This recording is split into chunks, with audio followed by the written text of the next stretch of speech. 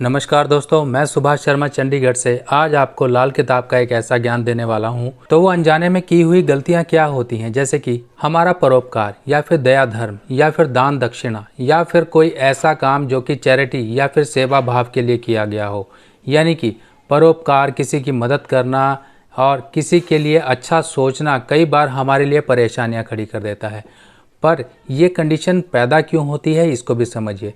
जब भी कुंडली में गुरु नीच होगा, अब लाल किताब के अनुसार खाना नंबर 10 जो कि शनि का भाव माना जाता है, वहाँ पर जाकर गुरु नीच हो जाता है। अब गुरु जब भी नीच होता है तब ये परेशानियाँ खड़ी करता है। कुछ परेशानियाँ हमारे द्वारा पैदा की गई होती हैं जो कि गलतियाँ होती हैं, जैसे कि अनजाने में की गई गलतियाँ। अनजाने में की गई गलतियाँ यानी कि ऐसे व्यक्ति को साफ तौर पे मना किया जाता है कि दया धर्म और बहुत ही ज़्यादा नर्म दिली या फिर परोपकारी भावना, किसी की मदद करना इन द सेंस यानी कि गुरु के विपरीत जाना, क्योंकि गुरु अब शनि के घर में है।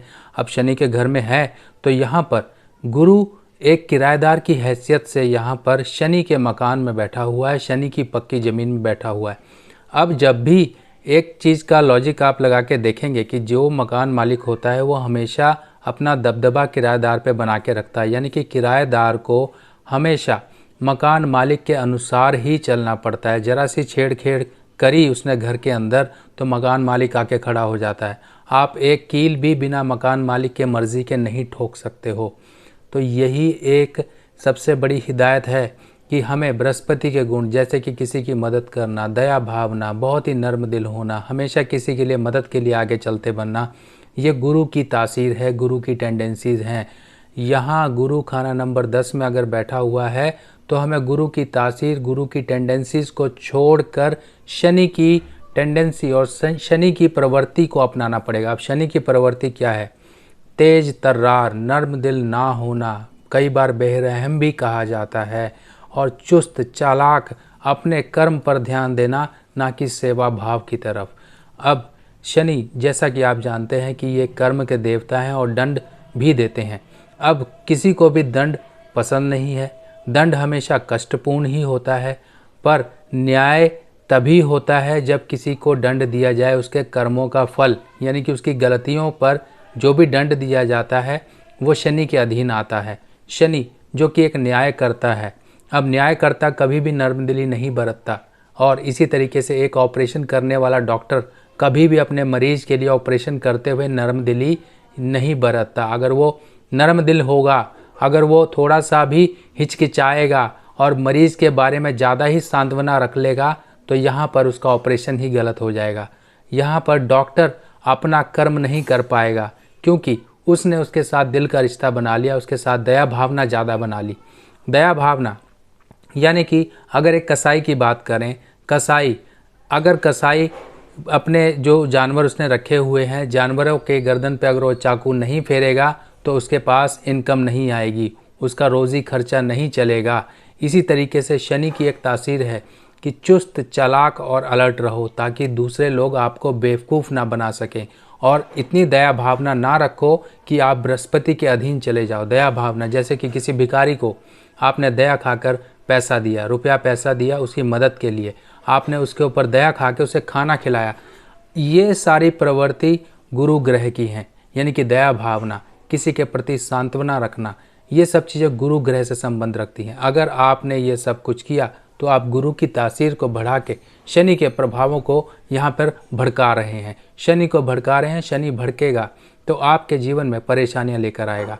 अब गुरु जब भी खाना नंबर 10 में होता है तो परेशानियाँ क्या आती हैं? परेशानियाँ जनरली ये हैं कि गुरु खाना नंबर 10 में नीच अवस्था का है।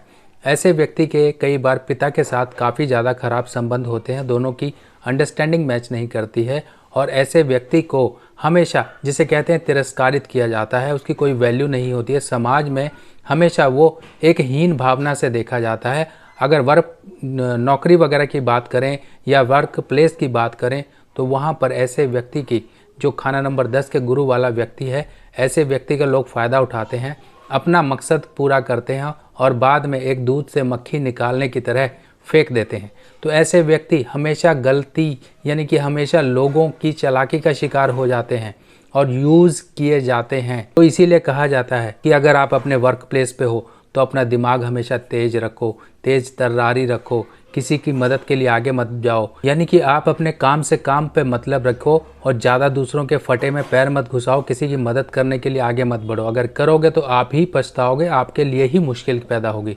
और खाना नंबर 10 का जब बृहस्पति होता है तब ऐसे केस में संतान संबंधी दुख भी कई बार प्रकट हो जाते हैं। ऐसे लोगों को नर संतान नहीं हो पाती है और कई बार तो ऐसा तक देखने में आया है, अगर सूर्य खाना नंबर 5 का हो तो ऐसे व्यक्ति की औरत पर औरत मरने की बात लिखी गई है या एक से ज़्यादा शादियां यानी कि मैरिड लाइफ की प्रॉब्लम्स तक यहाँ पर जाहिर होने की बात कही गई है। गुरु जब खाना नंबर 10 में होगा तब ऐसे व्यक्ति को ये कहा जाता है कि अपने आप को चुस्त चालाक रखो और दुनियादारी से बात ज़्यादा मतलब मत रखो, अपनी इनकम को जनरेट करने की तरफ सोचो। क्योंकि गुरु खाना नंबर 10 के व्यक्ति अगर बिजनेसमैन हो तो बहुत बड़े बड़े घाटे खाते हैं। दूसरे लोग इनको बेवकूफ़ बना के सामान तो ले जाते हैं, पैसे देने कोई नहीं आते हैं।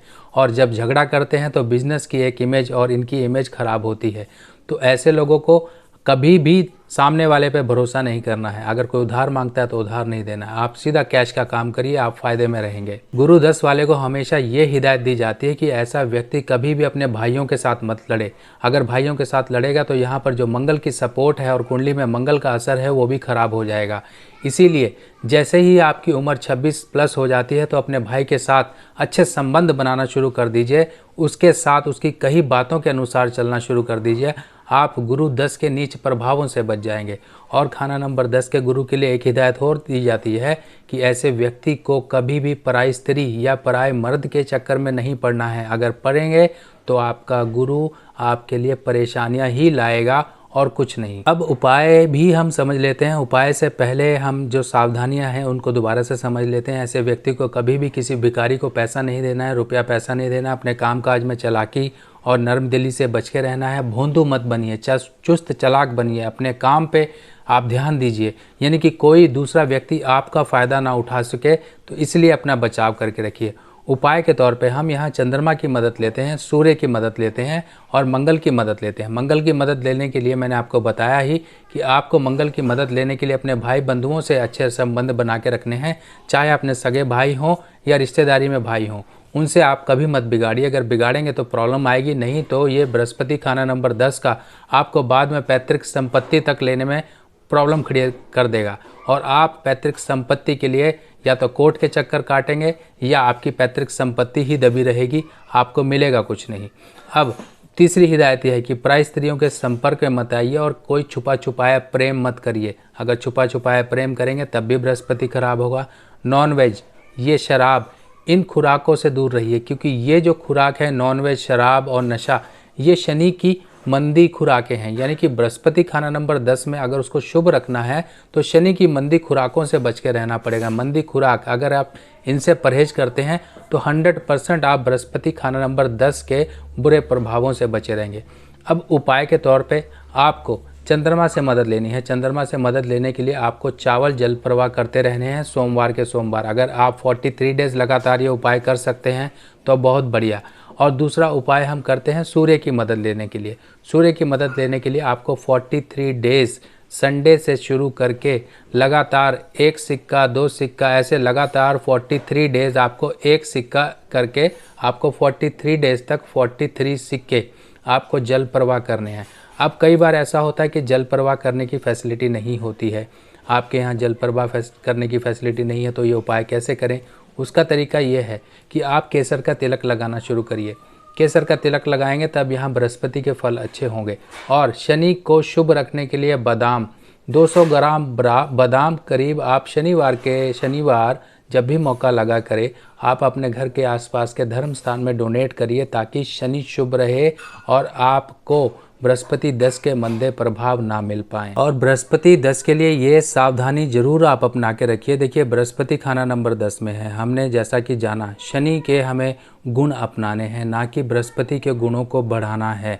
शनि को शुभ रखने के लिए ऐसे व्यक्ति को घर में मंदिर और मूर्तियां नहीं रखनी हैं। पूजा करने से मना नहीं किया जाता है, आपको पूजा भी लिमिटेड करनी है, यानी कि आपको जो लाइफ जीनी है एक प्रैक्टिकल लाइफ जीनी है। आपको अपने इष्ट देव या देवी देवताओं से मैं दूर नहीं करना चाहता हूँ, ना ही लाल किताब में ऐसा कहीं पर भी कहा गया है कि आपको देवी देवताओं की पूजा नहीं करनी है। हाँ, आपको ये ज़रूर है कि बृहस्पति को ख़राब होने से बचाना है, क्योंकि बृहस्पति यहाँ पर जिस तरह की आपसे डिमांड करता है लाइफस्टाइल की, अगर आप वो अपनाएंगे तो ज़रूर आप प्रॉब्लम से बचे रहेंगे। ऐसे व्यक्ति को अपने घर पर किसी तरह की मूर्तियाँ नहीं रखनी हैं, और ज़्यादातर ऐसे लोग कई बार चैरिटी वगैरह करते हैं, अपने घर के आसपास कहीं पर कोई धर्म स्थान बनाना हो तो उसके लिए पैसा चंदा इकट्ठा करते हैं, तो ऐसे लोगों को ये भी काम नहीं करना है। और नाक की बात की जाए, नाक, अब ये नाक बुध से संबंध रखती है, और जो आप सांस लेने लायक हवा लेते हैं वो बृहस्पति से संबंध रखती है। आपको बुध को भी सही करना है। बुध को सही करने के पीछे लॉजिक ये है, जो कि बुध शनि का मित्र है। अगर शनि के मित्र यहाँ पर दोनों सही रहेंगे, बुध भी सही रहेगा और शनि भी सही रहेगा, तभी बृहस्पति के फलों जो नेगेटिव फल हैं उनसे आपका बचाव होता रहेगा। नाक को साफ रखना, यानी कि नाक को सूखा रखना, और अपने शुभ काम के समय जरूर अपनी नाक को साफ करना भी एक उपाय के तौर पे लिया जाता है, और यह बहुत महत्वपूर्ण है कि आप अपनी नाक को साफ रखें। तो दोस्तों, ये सब छोटी छोटी बातें और हिदायतें हमें ज़रूर पालन करनी है, क्योंकि हम ये नहीं जान पाते हैं कि हमसे अनजाने में गलती क्या हो गई, और यही गलतियां हैं जो हम कर बैठते हैं और बाद में अपनी फूटी किस्मत के लिए रोते रहते हैं। और हमारी किस्मत, हमारी मंदभाग ही हमें हमारे जीवन में प्रगति होने से रोकती है, क्योंकि हम ऐसी गलतियां कर चुके होते हैं जिनका भरण करना बहुत मुश्किल हो जाता है, और ये परेशानियां लंबे समय तक चलती रहती हैं। तो दोस्तों, आप लोगों को ये वीडियो कैसी लगी ज़रूर मुझे कमेंट सेक्शन में बताइएगा। नेक्स्ट वीडियो में फिर मिलते हैं, तब तक के लिए सुभाष भाई को आज्ञा दीजिए। नमस्कार।